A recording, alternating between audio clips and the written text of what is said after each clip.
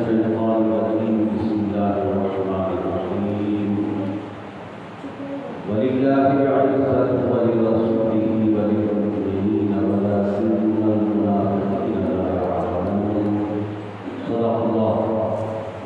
الله مولانا العظيم وبلغنا رسوله النبي الكريم ونحن على ذلك من الشاهدين والشاكرين والحمد لله رب العالمين.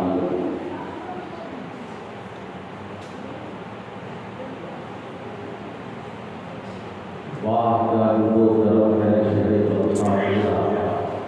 نہیں سنتا ہی نہیں ماننے والا تیرا. اور واہ کیا مرتبہ، واہ کیا وہ طرف ہے شہر تیرا، نہیں سنتا ہی نہیں ماننے والا تیرا. اور فرش والے تیری شوکت کا علوم کیا جانے، فرش والے تیری شوکت کا علوم کیا جانے.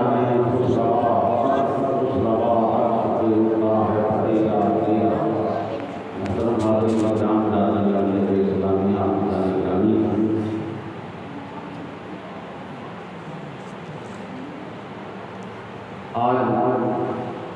ہماری آپ کی مسجد، ہمارے محلے کی مسجد ہے، بلکہ کہیے ہمارے محلے میں یہ ماہ ربیع الاول شریف کی 8ویں شب ہے، 8ویں رات ہے. اور الحمدللہ ماہ مبارک میں جشن میلاد النبی اور رسول پاک صلی اللہ علیہ وسلم کی ذکر جمیل کے لیے سجائی جانے والی 8ویں محفل ہے. ہم اور آپ اس محفل میں حاضر ہیں.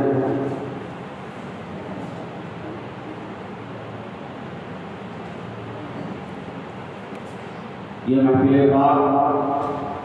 اہل محلہ میں کی طرف سے ہر دن 1 2 3 یا چند حضرات کی طرف سے ہر دن اس محفل پاک کا انعقاد کیا جاتا ہے. اس میں شیخی کا اہتمام چند لوگوں کی طرف سے کیا جاتا ہے. اللہ تبارک و تعالی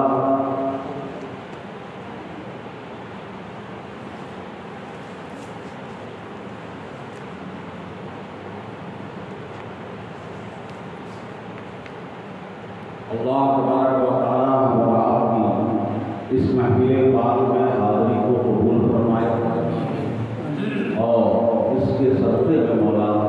ہمارے بال بچوں کی، ہماری نسلوں کی حفاظت فرمائے، دین ایمان کی حفاظت فرمائے. اور ہم سب کو مولا خاتمہ بالخیر نصیب فرمائے اور کل قیامت میں رسول پاک صلی اللہ علیہ وسلم کی زیارت اور شفاعت نصیب فرمائے.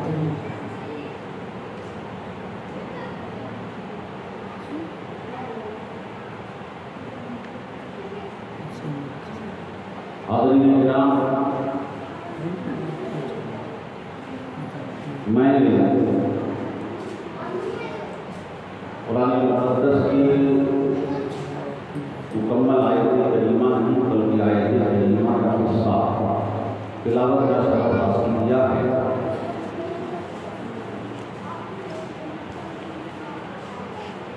میں اس پر گفتگو کرنے سے پہلے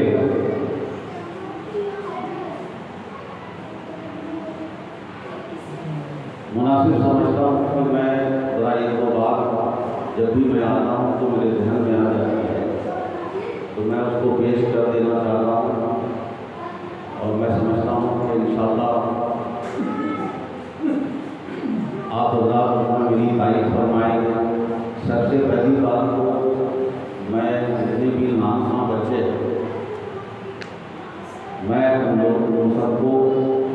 یہ توجہ دلا رہا ہوں کہ یہ میلاد پاک کی محفل ہے. جب اس میں آؤ اہتمام سے آؤ. اس سے پہلے بھی میں عرض کرتا ہوں کہ اس کا اہتمام کرنا چاہیے. اس سے خاص جو برکت اور سعادت حاصل ہوتی ہے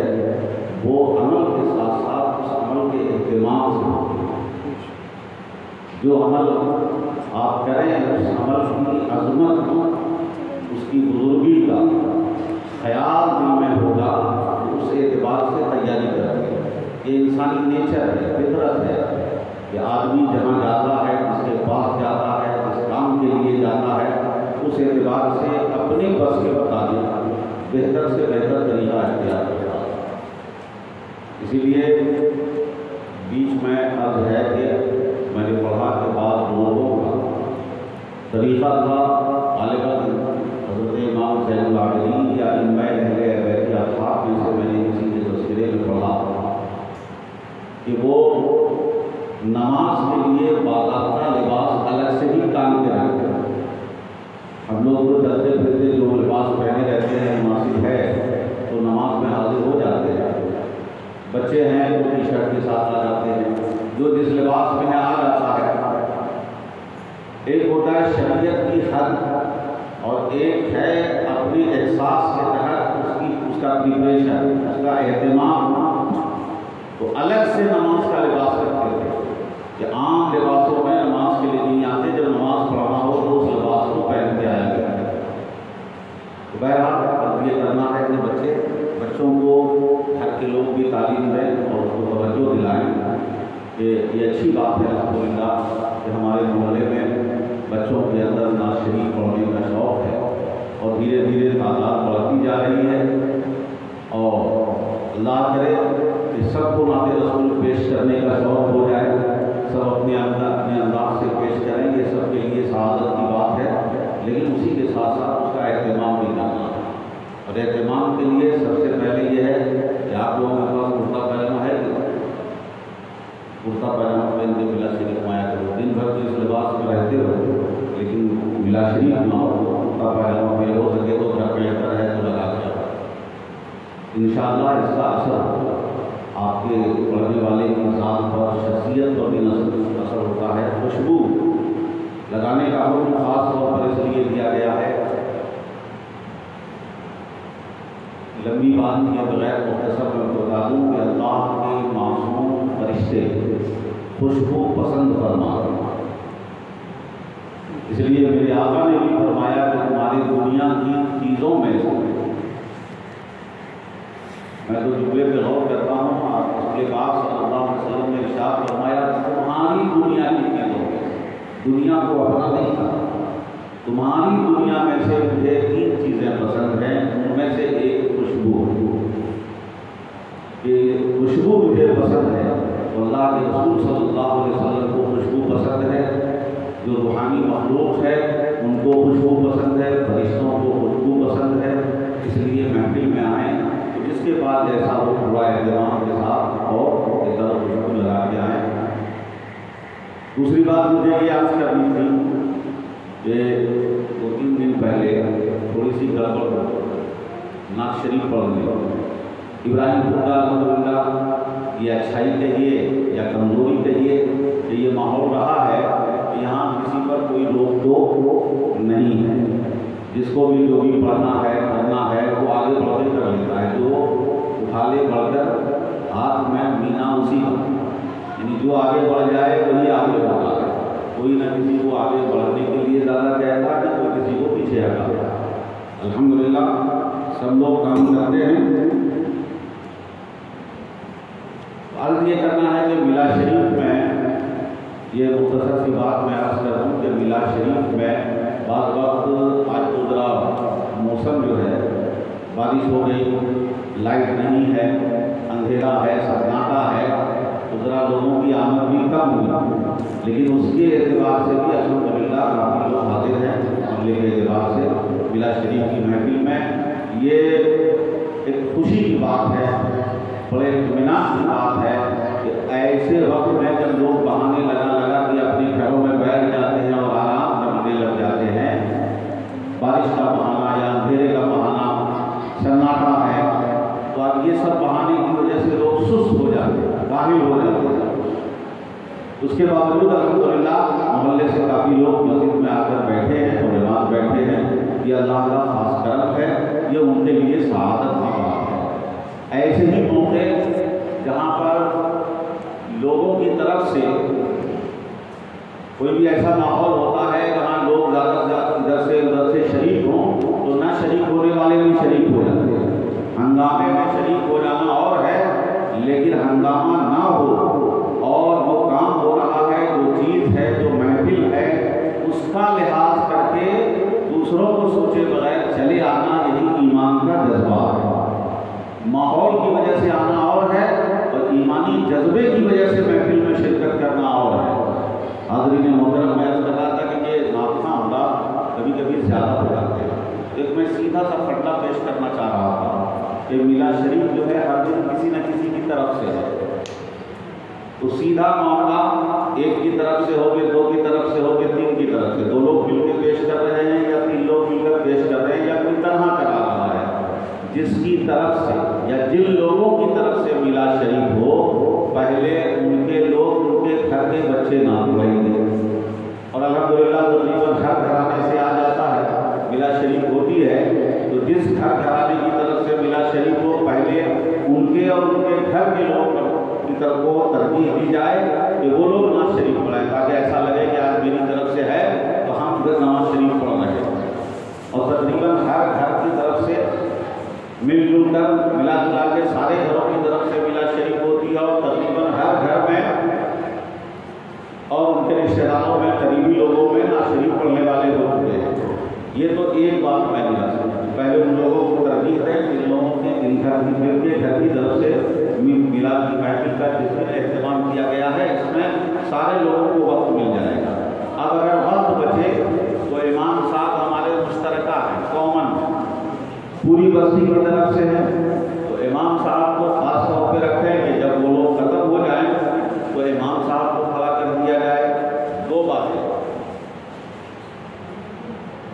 میں یہ بات خاص طور پر آپ لوگوں کے سامنے آرڈر کے طور پہ پیش نہیں کر رہا ہوں، بلکہ ایک رائے پیش کر رہا ہوں۔ انشاءاللہ آپ راستے میں اس کی تائید چاہوں گا کہ جس گھر سے میلاد شریف ہو، ان کے گھر کے لوگوں کو پہلے ترجیح دی جائے، اس کے وہ لوگ پڑھیں گے۔ دوسری بات، امام صاحب مشترکہ ہیں، امام صاحب کو لاسٹ میں رکھیں گے، ایک امام صاحب کچھ کلام پڑھ لیں گے۔ تیسری بات جو توجہ میں رکھنے کی ہے کہ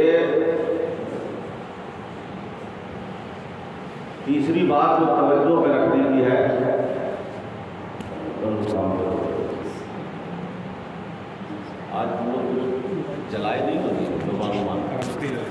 ہاں دنیا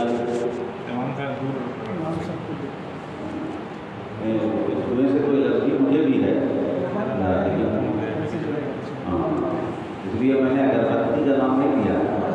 لوبان کہاں ہے، وغیرہ کا استعمال کیا، اگربتی میں تو پتہ نہیں کیا کیا ملا دیتے۔ ہاں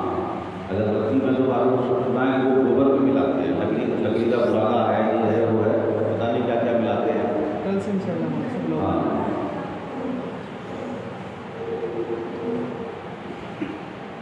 تو میں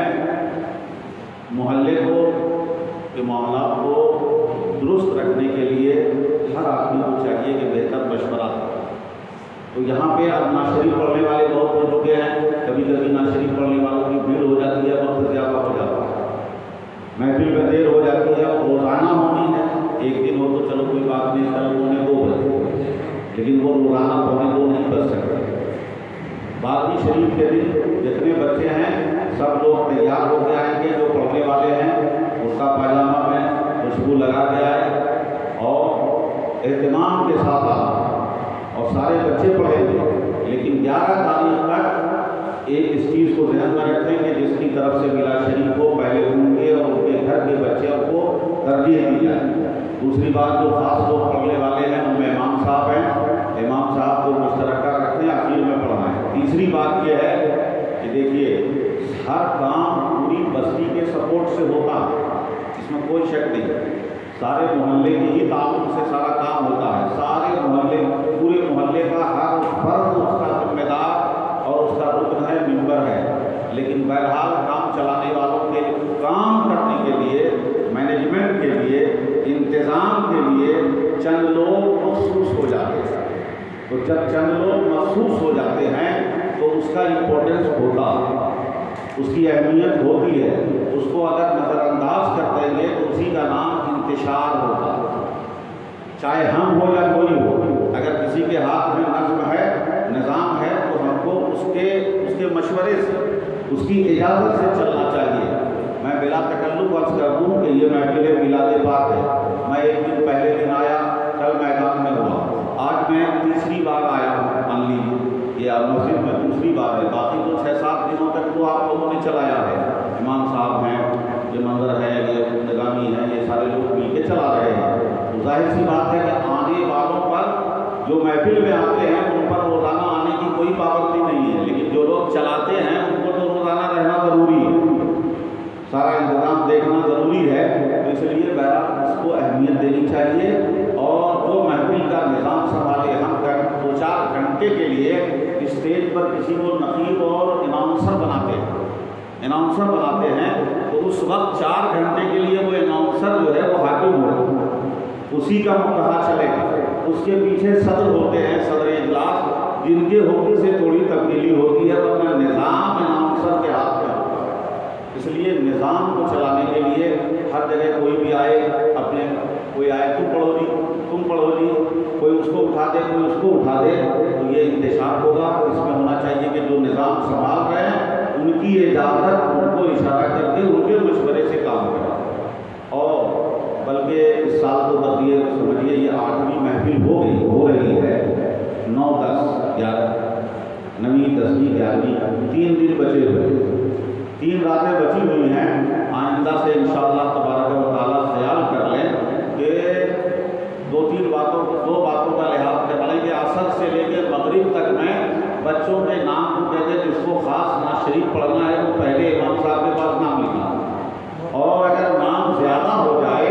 تو اسے روزانہ میں تقسیم کرتے ہیں، کسی کو شکایت نہیں ہوگی۔ اگر 10 ہو گئے تو 5 آج پڑھیں گے، 5 کل پڑھیں گے، جو آج پڑھے گا وہ کل نہیں پڑھے گا، جو کل پڑھے گا وہ پرسوں نہیں پڑھے گا۔ اس طرح سے اگر افراد زیادہ ہوتے ہیں تو متبادل الٹرنیٹ ڈے اگر اس کو کر دیا جائے تو انشاءاللہ سب لوگ پڑھنے لگ جائیں۔ پڑھنے سے کسی کو نہیں روکنا ہے، صرف نظام کو بحال کرنا، نظام کو صحیح رکھنا ہے۔ یہ چند باتیں تھیں جو میں نے عرض کی ہیں۔ آگے میں اس وقت آپ کے سامنے میں نے قرآن مقدس کے کلمات طیبات تلاوت کا شرف حاصل کیا ہے، اس پر کچھ گفتگو کرنے سے پہلے ایک بار عزت و محبت کے ساتھ بارگاہ رسالت میں درود پاک کا نظرانہ پیش کریں۔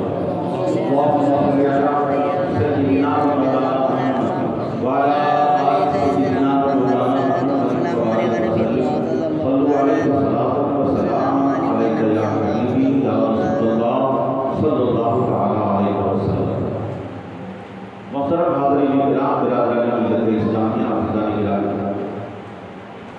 قرآن مقدس میں اللہ تبارک و تعالی ارشاد فرماتا ہے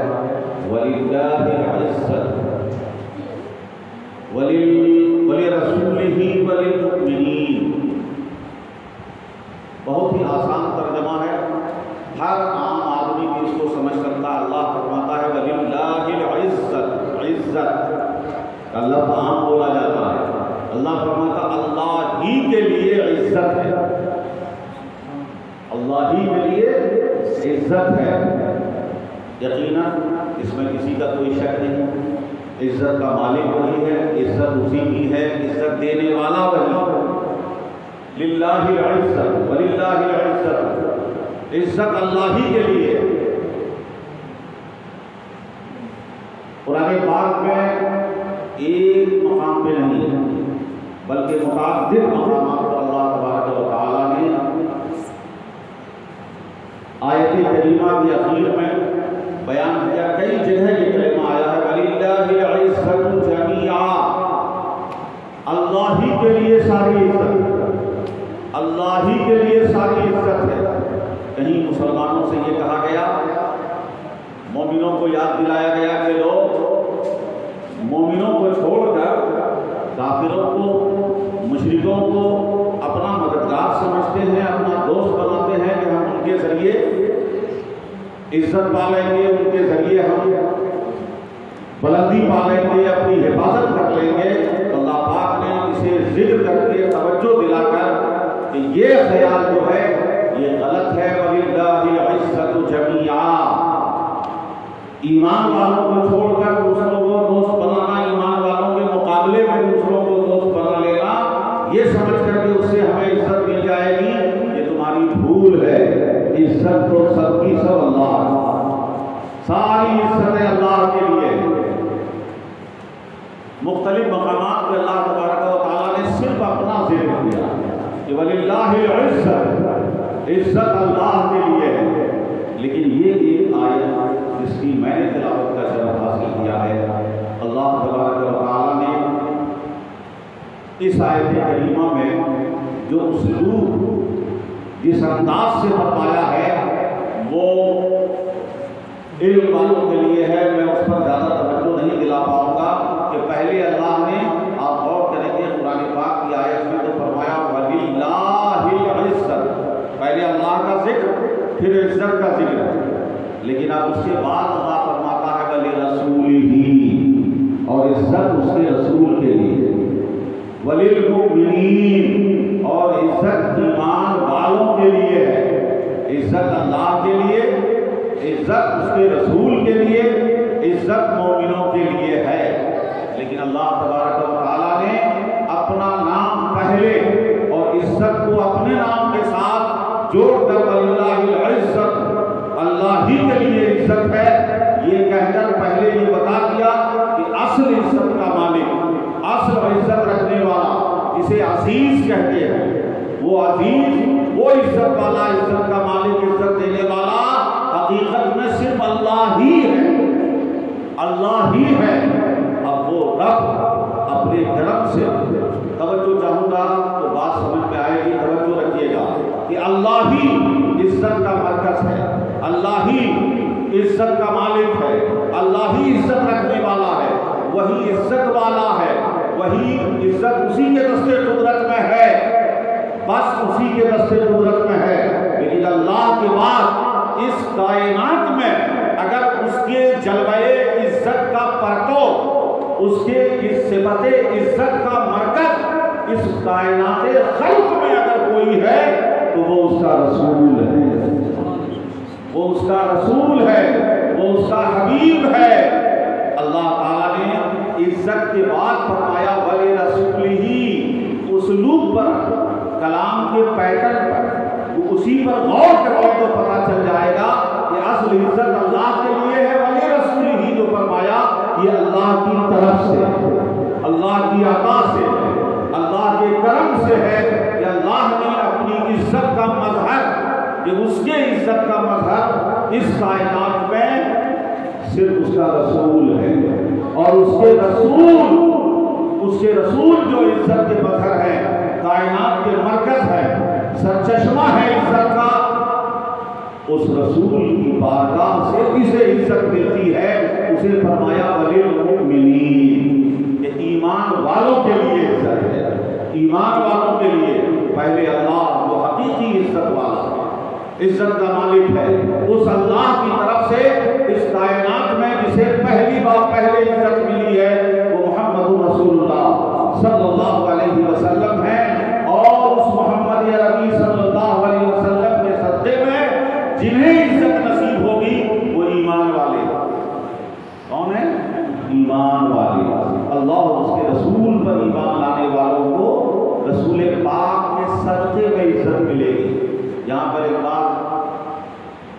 کی طرف توجہ دلا دوں کہ یہ ترتیب تو اللہ نے بتائی، توجہ رکھیے گا تو ایمان عقیدہ صاف ہوگا کہ یہ ترتیب اللہ نے بتائی ہے کہ جو چیز اللہ کی ہے وہ پہلے رسول اللہ کو ملتی ہے، اور رسول اللہ کے بعد اس کے صدقے اور وسیلے ہی سے سب کو ملتی ہے۔ اب اگر ہم نیچے سے جائیں تو ایمان والے عزت کے لیے اللہ تک نہیں پہنچ سکتے۔ ایمان والوں عزت دینے والا ڈائریکٹ انڈائریکٹ رب العالمین ہی ہے، لیکن ڈائریکٹ وہ صرف اپنے حبیب کو عطا فرماتا ہے اور امت کو رسول کے واسطے سے عطا فرماتا ہے، امت کو رسول پاک کے واسطے سے عطا فرماتا ہے۔ اب ہمیں عزت چاہیے تو ہم سوچیں ہم اللہ کے ماننے والے ہیں، ہم اللہ کے سوا دوسرے سے کیوں مانگیں؟ میرے بھائی یہ سسٹم ہم نے نہیں بنایا ہے، بلکہ جو دینے والا قادر مطلق احکم الحاکمین ہے، جو عزت کا مالک ہے، یہ اسی کا بنایا ہوا نظام ہے کہ عزت میں ہی دیتا ہوں، لیکن لینے کا راستہ یہ ہے کہ مجھ تک ڈائریکٹ آنے کا صرف میرے حبیب کو اختیار ہے۔ تمہیں مجھ سے عزت لینی ہے تو میرے مصطفیٰ کے ذریعے آؤ، میرے رسول کے ذریعے آؤ۔ پہلی عزت اللہ کے رسول کو دی ہے، اور اللہ کے صلی اللہ کی دی ہوئی عزت رسول پاک کے صدقے میں ایمان والوں کو ملتی ہے۔ اتنی سی بات سمجھانے کے بعد پہلے میں اب آپ کو پہلے یہ بتا دوں کہ عزت کیا ہے۔ لفظ تو بہت عام ہے، روزانہ لوگ کوئی 10 کوئی 5 کوئی 20 50 100 بار بولتے ہوں گے عزت، میری عزت نہیں کرتے ہیں، اس کی عزت ہے، اس کی عزت بہت بڑی ہے، اس کی عزت نہیں ہو رہی ہے۔ عزت عزت عزت کا لفظ بہت بولا جاتا ہے، اردو مہاجر میں اس کا معنی الگ بھی ہو جاتا ہے۔ لفظ عربی ہی کا ہے لیکن دوسری زبان کا ہے، اردو وغیرہ معنی کے بعد اس کا ایک عام مفہوم ہو گیا ہے، لیکن میں آپ کو عزت کے معنی پہلے سمجھا دوں، اس کے بعد میں اگلی گفتگو کروں گا۔ عزت جس سے ہے عزیز، عزت کے معنی ہے، پہلا لفظی معنی اس کا کہیں گے تو غلبہ، غالب ہونے والے کو عزت والا کہتے ہیں، جو غالب رہے، اور آسان سمجھ لیجیے عزت اسے کہتے ہیں کہ جس کے اندر منع ہو، عربی زبان میں کہا جائے کہ منع اور قوت، منع اور قوت کا معنی ہوتا ہے کہ جسے اپنے خلاف، اپنے نقصان اور اپنے شر کو روکنے کی طاقت ہو، شر کو روکنے کی طاقت ہو، اور قوت کہتے ہیں اپنے لیے بہتری بھلائی کو حاصل کرنے کی طاقت۔ دو طرح کی طاقتیں ہوتی ہیں، ایک اپنے نقصان کو روکنے کی طاقت اور ایک ہے اپنے لیے فائدہ حاصل کرنے کی طاقت۔ یہ دونوں طاقت جس کے پاس ہو اسے کہتے ہیں کہ یہ عزت ہے، وہ عزت والا ہے۔ رب عزیز ہے، رب کو کوئی نقصان نہیں پہنچا سکتا، اور رب جو کرنا چاہے لا مانع لما اعطیت، رب جو دینا چاہے اسے کوئی روک نہیں سکتا، اور جسے روکنا چاہے اسے کوئی دے نہیں سکتا، تو وہ عزیز حقیقی ہے، وہ العزیز الحکیم، وہ غالب حکمت والا ہے۔ عزت اسی کے لیے ایک وظیفہ ہے جو بالکل تقریباً ہم مانا ہے کہ اللہ کے رسول صلی اللہ علیہ وسلم نے اس کی بڑی تعریف فرمائی ہے۔ وہ وظیفہ ہے لا حول ولا قوت الا باللہ العلی العظیم، بہت عام وظیفہ ہے۔ اللہ کے رسول صلی اللہ علیہ وسلم نے فرمایا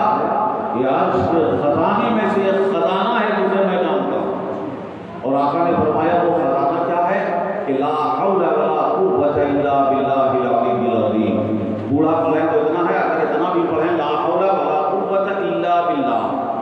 آگے العلی العظیم جو ہے وہ اللہ کی تعریف ہے،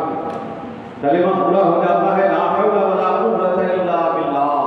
تو حول کے معنی ہوتا ہے اپنے اوپر آنے والے خطرات، نقصانات، برائیاں، شر کو روکنے کی جو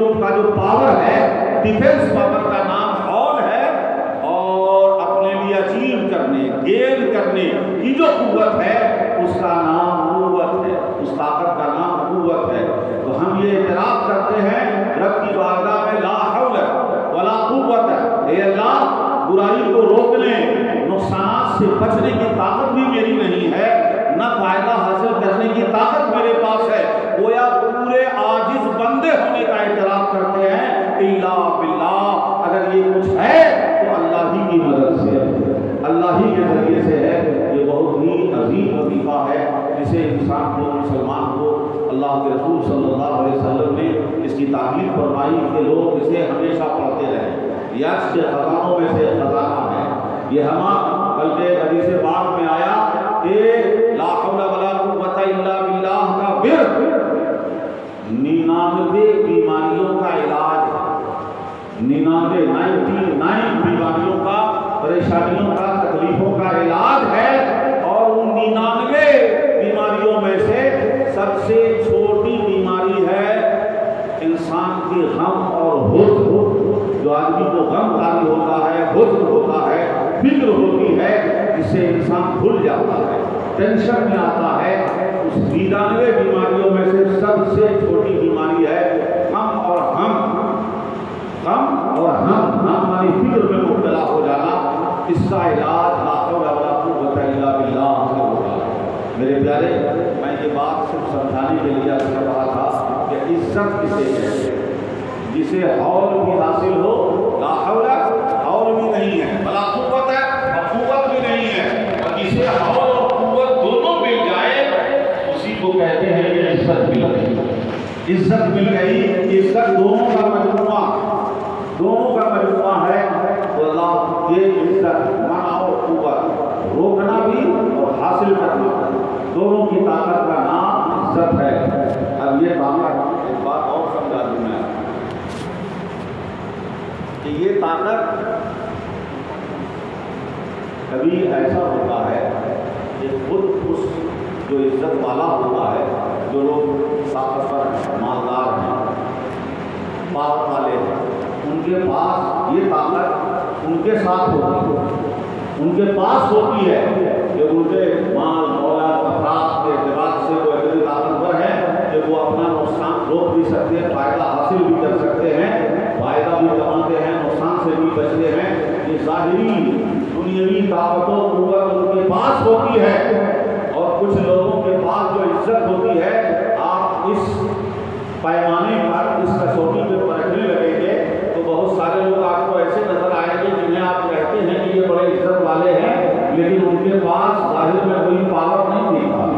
کوئی طاقت نہیں دکھتی ہے کہ وہ اپنے آپ سے نقصان کو روک سکیں یا فائدہ حاصل کر سکیں، نہیں ہے، لیکن پھر بھی کہتے ہیں ان کی عزت ہے۔ تو میرے پیارے بات کو توجہ رکھیں گے، کچھ پاور اور عزت کو دنیاوی اعتبار سے لوگوں کو دکھتا ہے تو کہتے ہیں عزت ہے، لیکن کچھ لوگ ایسے ہوتے ہیں کہ ان کے پاس ظاہری اسباب کے اعتبار سے عزت کے اسباب نہیں ملتے ہیں، ظاہری دنیاوی طاقت قوت پاور نہیں دکھتا ہے، لیکن اللہ تبارک و تعالی ایسی شخصیات کو، ایسی ذات کو لوگوں کے دلوں میں یا تو انہیں محبت ڈال دیتا ہے، عزت تعظیم ڈال دیتا ہے، یا دوسروں دشمنوں کے دلوں میں ان کا روب ڈال دیتا ہے۔ وہ روب ڈال دیتا ہے تو نقصان سے روک دیتا ہے، اور تعظیم ڈال کر انہیں فائدہ پہنچانے والا اور انہیں عزت دینے والا بنا دیتا ہے۔ ہمارے بزرگوں کے بعد آپ بزرگان دین اولیاء کرام کو دیکھیں گے، یا جو آج بھی اللہ کے نیک بندے ہیں، صالحین ہیں، نیک بندے ہیں، لوگ ان کی عزت کرتے ہیں، ان کے عام میں عزت کرتے ہیں۔ اگر انہیں کبھی پریشانی آ جائے تو پریشانی کے لیے بھی لوگ تیار ہو جاتے ہیں، ان کی پریشانی کو دور کرتے ہیں، ان کے لیے ہاتھ بننے کے لیے تیار ہو جاتے ہیں، اور اگر انہیں کوئی کام ہو تو ان کا کام کرنے کے لیے بھی لوگ تیار ہو جاتے ہیں۔ دونوں طرح کے لوگ ان کے پاس آ جاتے ہیں۔ ظاہر میں ان کے پاس دنیاوی پاور تو نہیں ہوتا ہے، لیکن اللہ تعالیٰ ایسے نیک بندوں کے لیے لوگوں کے دلوں میں محبت اور عظمت ڈال کر، اور دشمنوں کے دلوں میں روک ڈال کر، انہیں روک ڈال کر شر سے روک لیتا ہے، اور محبت اور عظمت ڈال کر انہیں ان کے ساتھ کام کرنے والا، ان کی مدد کرنے والا بنا دیتا ہے۔ تو یہ اللہ کی طرف سے دی ہوئی عزت ہوتی ہے، ایک دنیاوی طور پر ظاہری طور پہ بنائی ہوئی عزت ہوتی ہے، اور یہ بنائی ہوئی عزت میں یہ ہوتا ہے کہ بہت سے لوگ عزت کرتے ہیں۔ اب ایک آخری بات سن لیجیے تو میں آگے بات کروں گا، میلاد پاک کی محفل ہے، کہ بنائی ہوئی عزتوں میں سے ہر آدمی اسے اچھی طرح جانتا اور سمجھتا ہے کہ بہت سارے لوگ دنیاوی اعتبار سے لوگ ان کی عزت کرتے ہیں، ان کے سامنے کرتے ہیں، لیکن جب پیچھے چلے جاتے ہیں تو ان کی برائی کرتے ہیں، انہیں برا بھلا کہتے ہیں، عزت نہیں دیتے، گالیاں دیتے ہیں۔ توجہ چاہوں گا، تو جو سامنے کرتے ہیں بات سمجھ میں آ گئی کہ وہ دنیاوی معاملات کے اعتبار سے انہیں دولت مند سمجھ کر، انہیں طاقتور سمجھ کر، انہیں اپنے لیے کہ میں کچھ بولا تو مجھے نقصان پہنچا سکتا ہے اس لیے عزت کرتے ہیں۔ تو میرے پیارے، یہ حقیقی عزت نہیں ہے۔ حقیقی عزت کو وہ ہے جو رب عطا فرماتا ہے کہ سامنے رہے پیچھے رہے تو بھی عزت کرے، اور سامنے آ جائے تو پیچھے سے زیادہ عزت کرے، سامنے آ جائے تو غائبانہ سے زیادہ عزت کرے۔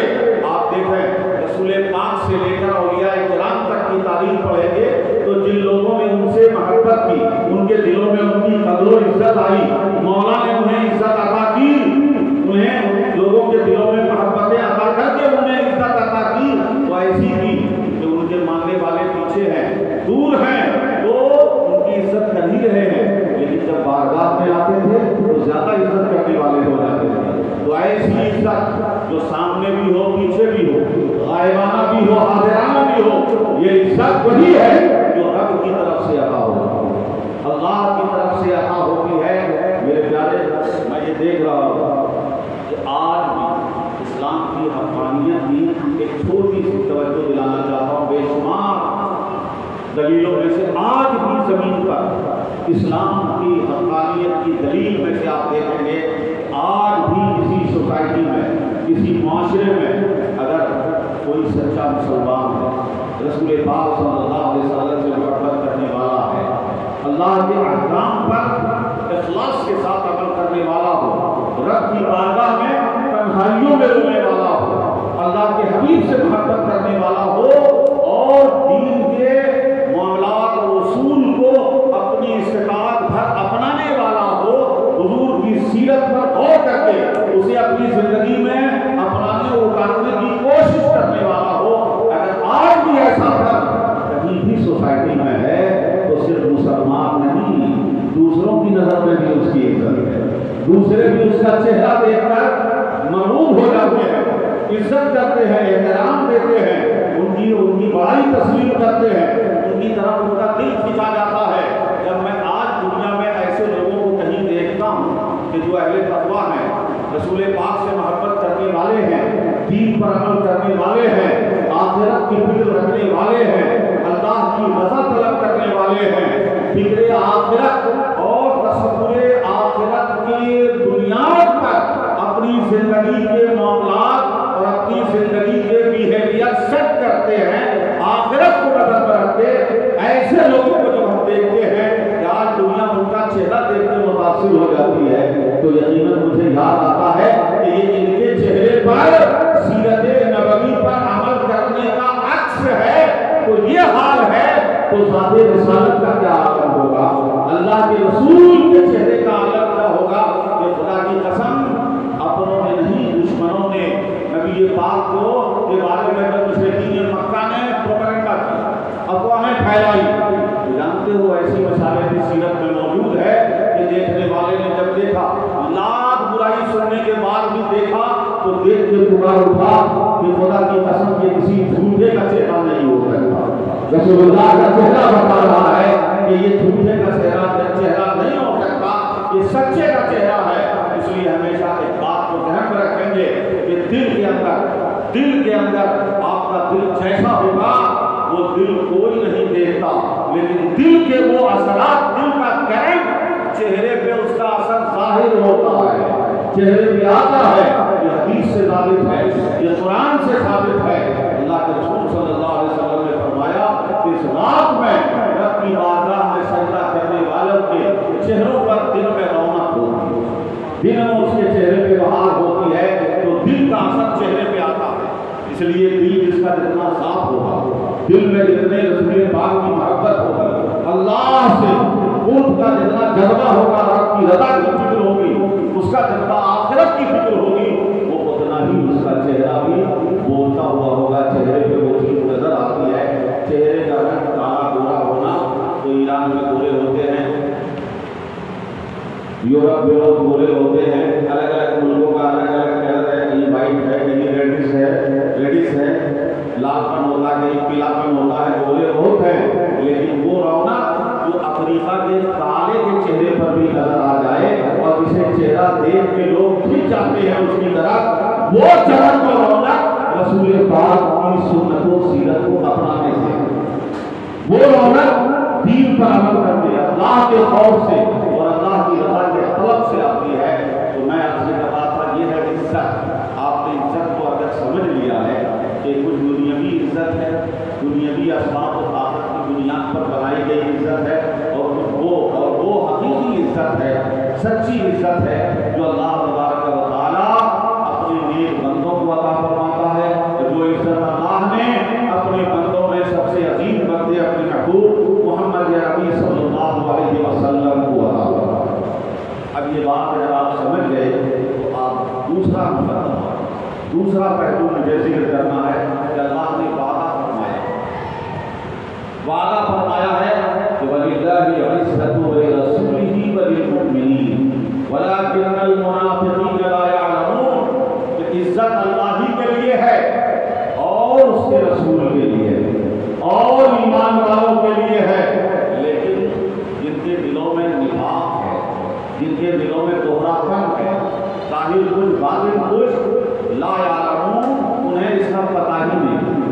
وہ جانتے ہی نہیں ہیں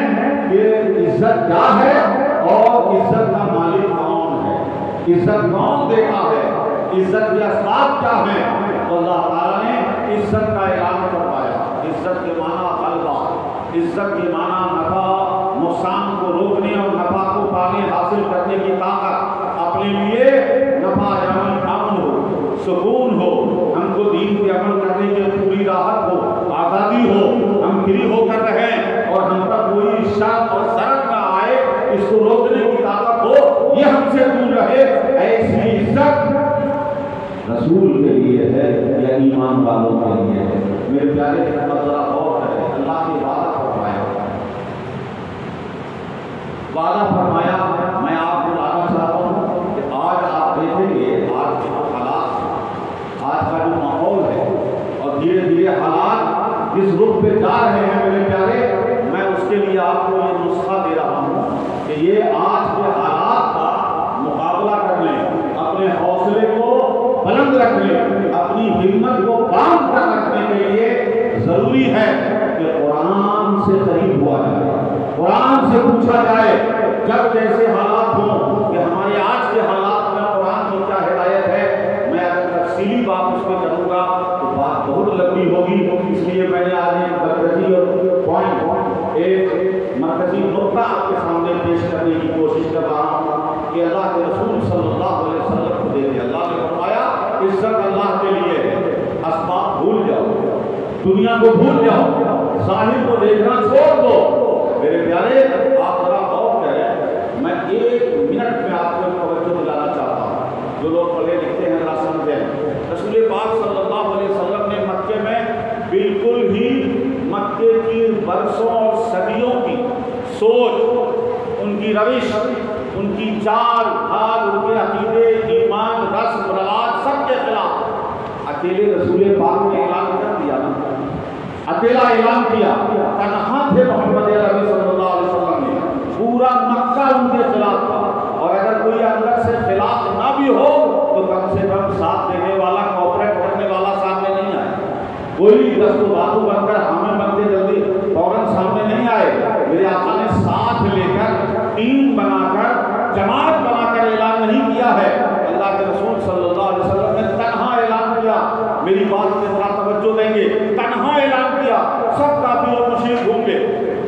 کافر و مشرک ہوں گے، دشمن ہوں گے، لیکن پھر بھی ایک بات آپ دھیان رکھیے گا کہ مخالف اور دشمن ہونے کے باوجود اللہ کے رسول نے جو اعلان کیا تھا، دشمنوں کے دلوں میں بھی جو رسول پاک کی عزت تھی، وہ آج بھی تاریخ گواہ ہے کہ مشرکین مکہ بھی کردار، فکری اعتبار سے مخالفت کے باوجود رسول پاک کو اپنے سامنے صاحب عزت مانتے تھے، عزت دار مانتے تھے، اپنے کیریکٹر کا بڑا مانتے تھے، صاحب کردار مانتے تھے، ان کی عزت و تعظیم کرتے تھے۔ میں آپ کو جو بتانا چاہتا ہوں کہ نبی دشمنوں میں تنہا تھے تو دشمن نے بھی انہیں باعزت مانا، باعزت مانا ہے، لیکن آج آپ دیکھیں اللہ اور اس کے رسول کا راستہ چھوڑ کر، اللہ اور اس کے رسول کا راستہ چھوڑ کر ہمارے مسلم حکومتوں کے حکمران نے، مسلم حکمرانوں میں، مسلمانوں کا ملک ہے، دولت ہے، طاقت ہے، فوج بھی ہے، سب کچھ ہے، لوگ بھی اپنے ہیں، زمین بھی اپنی ہے، سب کچھ ہے، لیکن اپنے اندر اللہ اور اس کے رسول سے نہیں جوڑا ہے۔ تو بتاؤ، آپ خود سوچ کے دیکھ لو کہ دنیا کے منظر نامے پر، ورلڈ فورم پر، دنیا کے منظر نامے پر ان کی لوگوں کی نظر میں کوئی عزت ہے، کوئی وقار ہے، کوئی اس کا مقام ہے؟ نہیں ہے۔ میرے نبی نے اللہ پہ بھروسہ کر کے اعلان کیا تو تنہا تھے تو مشرک کے دل میں بھی عزت تھی، اور آج مسلمان ہو کر، مسلم سلطنت میں رہ کر مسلمانوں کے بیچ میں بھی ہے، لیکن دنیا میں انہیں عزت کی نظر سے نہیں دیکھا جاتا، ضرورت کی نظر سے دیکھا جاتا ہے کہ یہ ہمارے لیے کہاں کہاں یوز ہونے کے لائق، اس سے ہم کیا کیا فائدہ اٹھا سکتے ہیں، کہاں کہاں یوز کر سکتے ہیں، یوز کے لیے اہمیت دی جاتی ہے، لیکن بحیثیت مسلمان ان کی عزت نہیں ہے، ذرا بھی حیثیت و حقیقت نہیں ہے، ایک پیسے کی عزت نہیں ہے دنیا میں۔ میرے پیارے، یہی ہے جو قرآن قرآن پاک نے کہا ہے کہ لوگ گمان کرتے ہیں کہ ہم مومنوں کو چھوڑ کر کافروں کو اپنا ہمنوا دوست بنا لیں گے تو ہمیں عزت ملے گی. اللہ نے فرمایا وَلِلَّهِ الْعِزَّةُ جَمِيعًا, تم دوسروں سے جڑ کر عزت حاصل کرنا چاہتے ہو. رب کا اعلان ہے کہ عزت صرف اللہ کی ہے, صرف اللہ کی ملکیت ہے, صرف اللہ کے پاس ہے, وہی عزت والا ہے. اس لیے اگر عزت لینا ہے تو یہ ظاہری اسباب کو چھوڑ کر رب سے جڑ جاؤ. دنیا کے اسباب کو مصلحت دنیاوی کے اعتبار سے اپنایا جائے گا, لیکن عزت کی طرف صرف اللہ کی بارگاہ پہ ہوگی. آگے میں آپ کو عرض کرنا چاہتا ہوں کہ یہ آپ کو میں آج ہمت کی بات کرنا چاہتا ہوں کہ آپ اس رسول پاک سے جڑے ہوئے, وہاں اہمیت صرف آپ کے عقیدے کی, آپ کے استقلال کی ہے, آپ کی ثابت قدمی کی ہے, آپ کے مضبوط عقیدے اور مضبوط قدم کی ہے کہ آپ اپنے عقیدے میں رکھیں کہ ہم مسلمان ہیں, ہمیں اسلام پہ فخر ہے, ہمیں قرآن ملا ہے, یہ ہمارے لیے بہت بڑی نعمت ہے. قرآن اگر پڑھتے جاؤ گے, جتنا سمجھتے جاؤ گے تو کہیں جھومتے جاؤ گے کہ اللہ نے ہمیں کتنی بڑی نعمت دی ہے. جتنی خوشی منائے, جتنا اس پر فخر کریں کم ہے. قرآن ہمیں ملا ہے اور اس قرآن کے ساتھ اللہ نے ہمیں اس قرآن دینے والا, قرآن لانے والا رسول بھیجا ہے. بھیج کر ہمیں اس رسول کی امت بنایا ہے. ایسا رسول عطا فرمایا جس نے تنہا پورے معاشرے میں حق کا اعلان فرمایا تو اللہ نے ان کی حفاظت فرمائی, حفاظت فرمائی. اکیلے تھے. کچھ دن گزرا, ساتھ میں لوگ ہوتے گئے. ایک کا رکھا حضرت سیدنا شروع میں حضرت سیدنا ابو بکر صدیق رضی اللہ تعالیٰ عنہ کا نام آتا ہے کہ وہ رسول پاک صلی اللہ علیہ وسلم کے اعلان نبوت سے پہلے سے رسول پاک کے دوستوں میں, ملنے جلنے والے ہم نشینوں میں تھے, ہم عمروں میں تھے. تو رسول پاک صلی اللہ علیہ وسلم کے آداب, آپ کے اخلاق, آپ کے کردار سے ظاہر سی بات ہے کہ پہلے سے واقف تھے, آپ کے اخلاق سے پہلے سے متاثر تھے, آپ کی حقیقت کو جاننے والے تھے. میرے پیارے, یہ دنیا کے سامنے ایک آئیڈیل ہے, آئیڈیل ہے. ہمیشہ اس بات کو ذرا توجہ میں رکھیے گا کہ جو جتنا بچپن سے قریب رہنے والا ہو,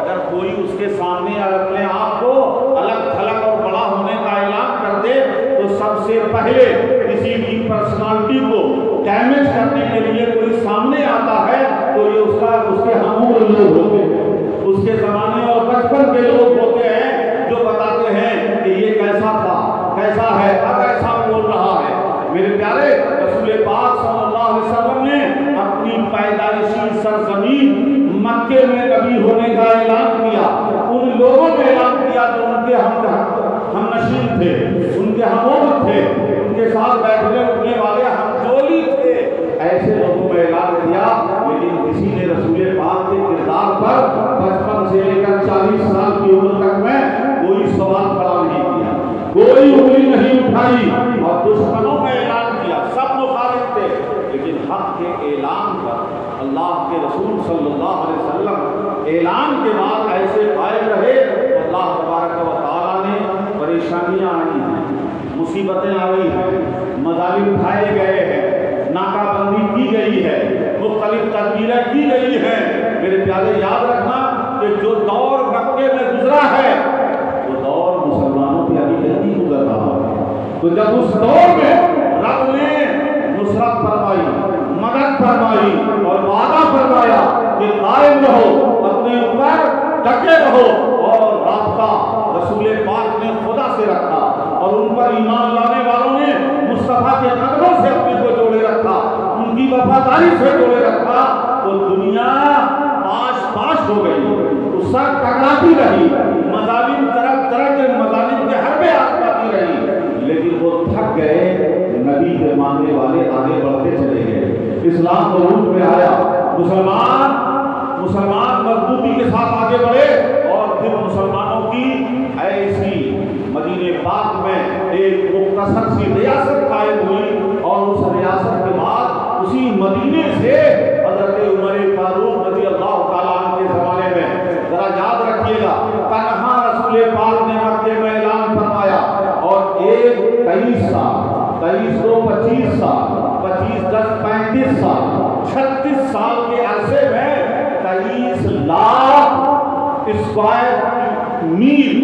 23 लाख मुरब्बा किलोमीटर पर इस्लामी रियासत कायम हो गई,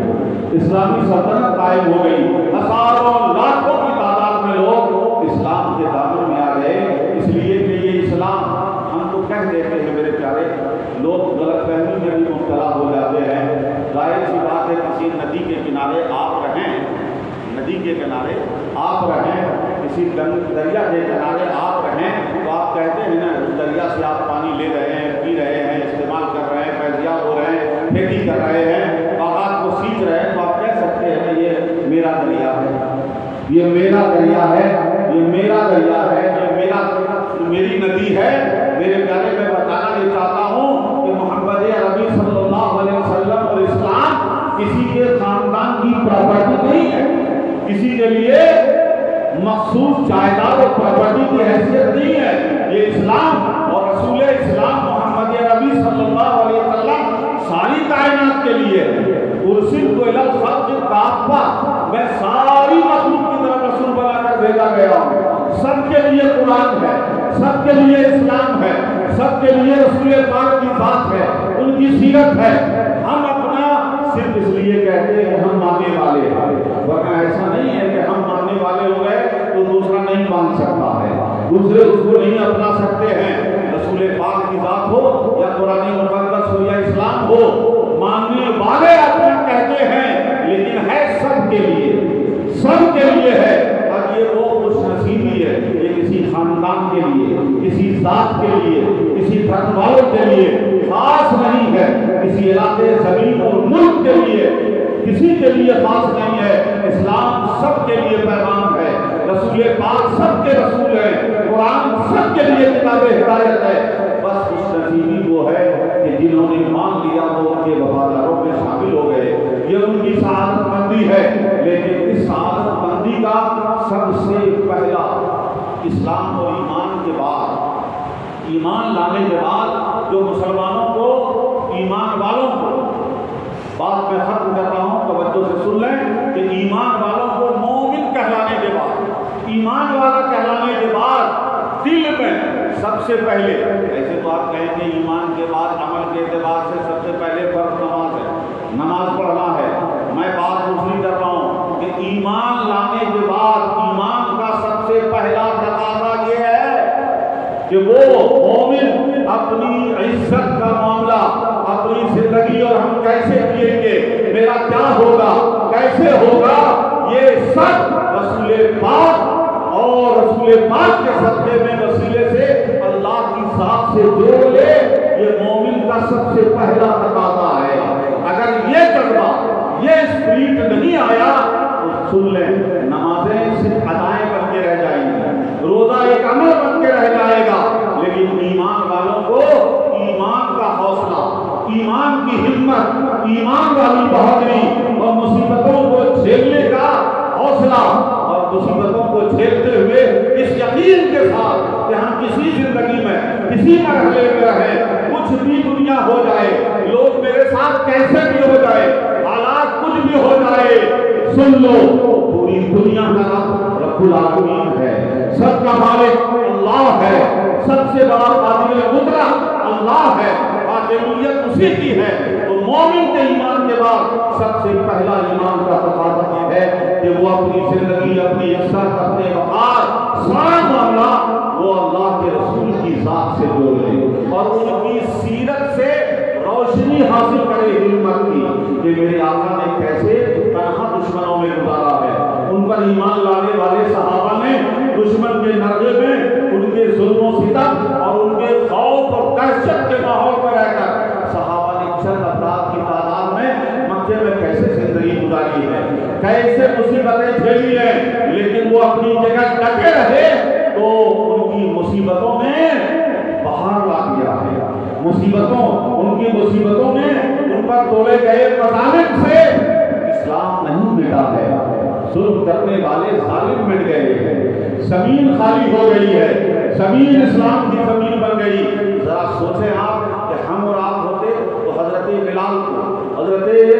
अम्मा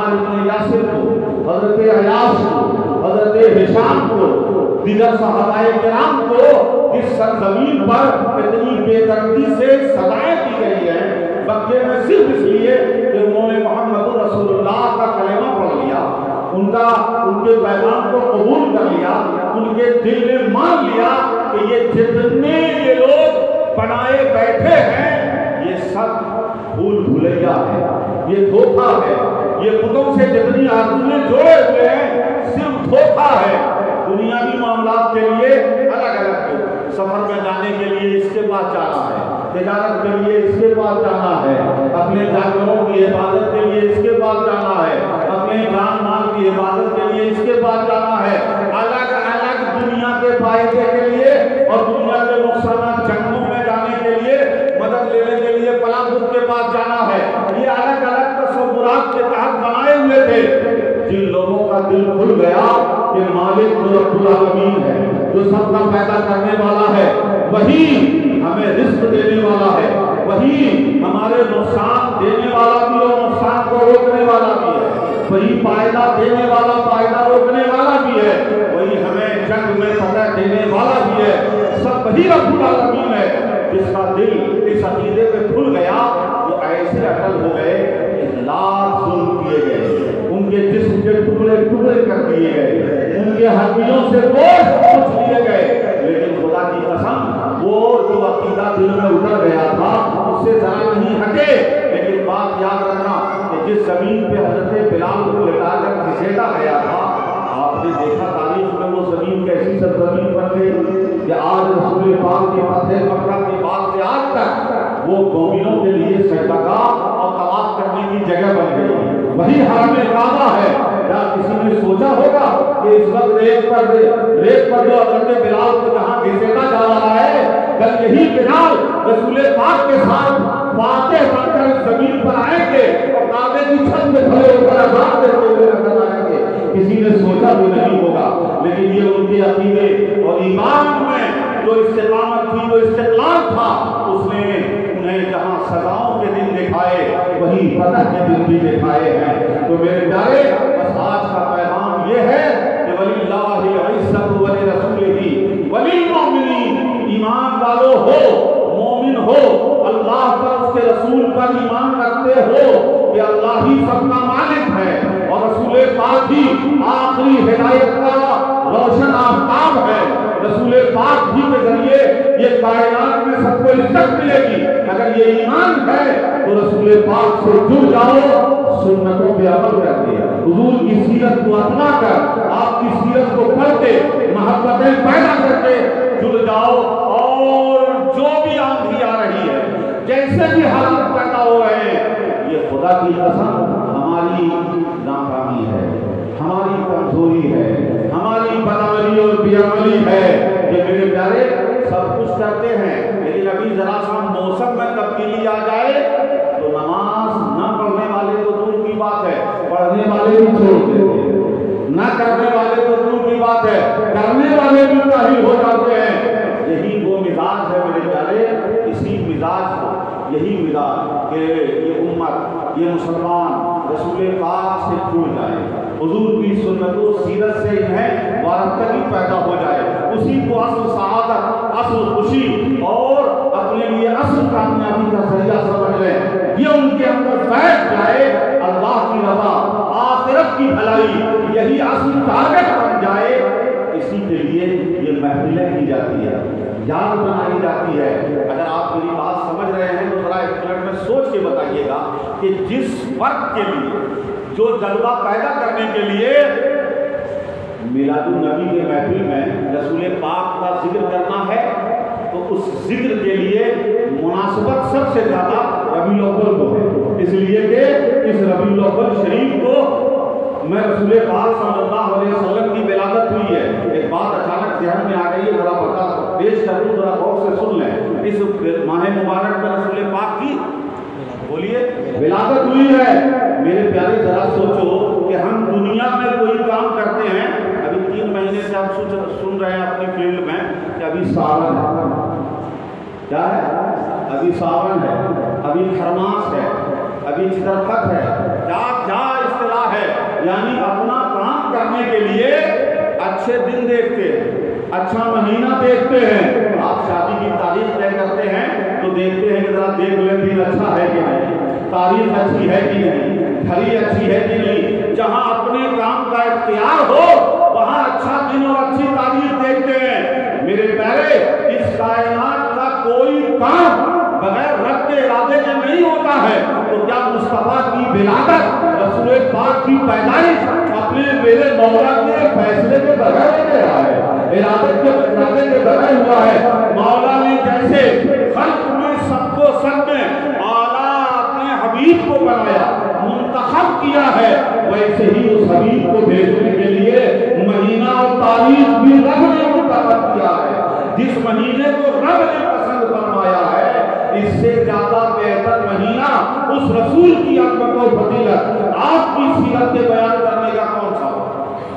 سا ہوگا؟ ہونا تو یہ چاہیے۔ اب ذرا غور کریں کہ اس ماہ مبارک کی مناسبت سے اس کے بہانے میں رسول پاک کی سیرت، آپ کی فضیلت، آپ کی عظمت، آپ کے اخلاق، آپ کے حسن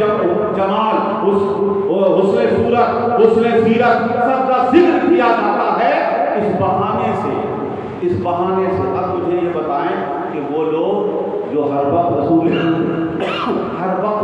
پاک کی محفل میں رہتے تھے، وہ غائب رہیں تو رسول پاک کا ذکر، اور بے چین ہو تو حضور کے پاس حاضر ہونے کے لیے چھپ کر رسول پاک کی محفل میں مکے میں حاضر ہوتے تھے، مدینے میں 5 وقت نمازوں میں آ رہے ہیں، نمازوں کے بعد محفل میں بیٹھ جا رہے ہیں، جو صبح شام رات دن بار بار رسول پاک کی بارگاہ میں جا رہے ہیں، اور ہر وقت نئی روشنی لے کے آ رہے ہیں، نئی تازہ جذبہ لے کے آ رہے ہیں، نئی سوچ، نئی فکر، نئی ترقی، نئی سیڑھیوں پر چڑھتے ہوئے ہر محفل میں ترقی ہو رہی ہے۔ بتاؤ، ایک بات جو دیکھے وہ صحابی ہو جائے، ایک بات جو دیکھ لے ایمان کے ساتھ وہ صحابی ہو جائے، جنہوں نے بار بار برس محفل دیکھی ہو اور محفل میں بیٹھے ہو، وہ صحابی کا عالم کیا ہوگا؟ ایک نظر میں، ایک محفل میں جو صحابی ہو جائے تو اولیاء کوئی ولی، بلکہ بعض لوگوں نے تو فرمایا کہ کسی کوئی ولی ان کے گھوڑے کے کھر کے دھول کی ان کے مرتبے کو بھی نہیں پہنچ سکتا، تو صحابی کے مرتبے کا کیا کہنا ہے؟ ایک محفل میں صحابی کا یہ مرتبہ ہو جائے تو جس نے ایک دو نہیں سینکڑوں ہزاروں کے کھولے پائی ہو، اس صحابی کا عالم کیا ہوگا؟ میرے پیارے، بتائیں، ذرا سوچ کے بتائیں، جنہیں صبح شام کی محفلیں کی ذکر تھا، ایک مشن تھا، ایک مسائل تھا، اور اس وقت حالات کے تحت جو ہر دن نئے حالات کا مقابلہ تھا، رسول پاک کی محفل تھی، آپ کی قیادت تھی، آپ کی سرپرستی تھی، مختلف تذکرے تھے، کبھی عقیدے کے، کبھی عقیدت کے، کبھی اعمال کے، کبھی فکر آخرت کے، کبھی معاملات کے، کبھی زندگی کے حالات کے، رسول پاک کی محفلوں میں ہر طرح کا ذکر چل رہا تھا۔ ان کو ضرورت تھی کہ باقی شریف میں 12 دن کی محفل کریں، جن کے کام ہر روز محفلیں ہوا کرتی تھی، جنہیں ہر دن محفل حاصل تھی، ہر دن رسول پاک کا ذکر سن رہے تھے، انہیں ہم آپ کے لیے، ہم آپ کی طرح 12 دن کے محفلوں کی ضرورت نہیں تھی۔ ان کے لیے تو ہر دن 12 ربیع الاول، ہر دن 12 ربیع الاول تھا۔ وہ تو آج امت کے حالات ایسے ہو گئے کہ فکر معاش، فکر دنیا، فکر مال و دولت، اپنے حالات کی الجھنوں میں مبتلا، دین سے دور، رسول پاک کی سنتوں سے دور، رسول پاک کے لیے جو دل میں جذبہ اور محبت ہو اس سے محروم و دور ہے، اسے تازہ کرنے، اسے زندہ کرنے، اس سے قریب لانے کے لیے یہ محفلیں منعقد کی جاتی ہیں۔ یقیناً یہ اپنے مقصد کے اعتبار سے بھی، منشا کے اعتبار سے بھی، وقت کے اعتبار سے بھی، ہر اعتبار سے یہ محفل ہمارے لیے باعث سعادت ہی نہیں بلکہ باعث نجات ہے۔ امت کے لیے، آنے والی نسلوں کے لیے انتہائی ضروری ہے کہ اپنے لوگوں کا رابطہ بارگاہ رسالت سے مضبوط کرتے رہیں، دین و ایمان کی بات ہو، ایمان کو تازہ کرتے ہیں۔ اللہ تبارک و تعالی اپنے حبیب کریم صلی اللہ علیہ وسلم کے صدقہ و خیر میں ہوگا ہمارے دلوں میں ایمان کے اس جذبے کو سوتے کو کھول کے وہ سوتے پھوٹ جائیں، جس سے مومن کے دلوں میں یہ بات جم جائے کہ عزت اللہ کے لیے ہے، اللہ کے رسول کے لیے ہے، ایمان والوں کے لیے ہے۔ اللہ تبارک عزت کی زندگی اور عزت کی موت عطا فرمائے